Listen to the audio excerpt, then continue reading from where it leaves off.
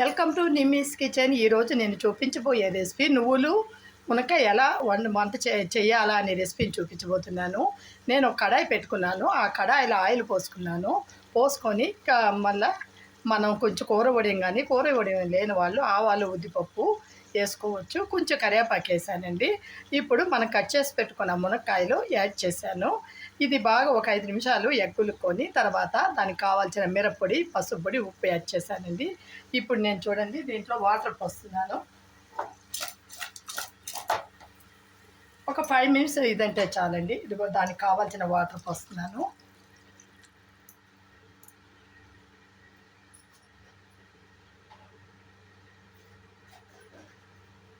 ఈ వాటర్లో ఈ మునక్కాయలు బాగా ఉడకాలండి.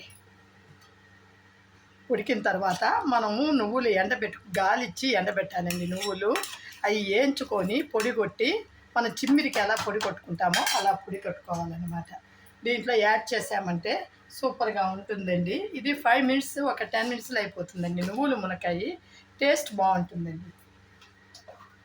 చూడండి ఇది ఉడకనిచ్చిన తర్వాత మీకు నువ్వులు వేసి నేను చూపిస్తాను. చూడండి నువ్వులంటే నువ్వుల పొడి అండి. నేను కొట్టి పెట్టుకున్న నువ్వుల పొడి వేయించి దాన్ని ఎండలో పెట్టి ఆ నువ్వులు గాలిచ్చి ఎండలో వేసుకోవాలా. బాగా ఎండిన తర్వాత డ్రై అయిన తర్వాత మనము దాన్ని బాగా వేయించుకోవాలండి. ఆ నువ్వులు వాసన వచ్చేదాకా వేయించి పొడి కొట్టి ఇప్పుడు దీంట్లో మనం మునక్కాయ ఉడికిపోయిన తర్వాత ఆ నువ్వులు యాడ్ చేసామంటే సూపర్గా ఉంటుందండి నువ్వులు మునక్కాయ కూర.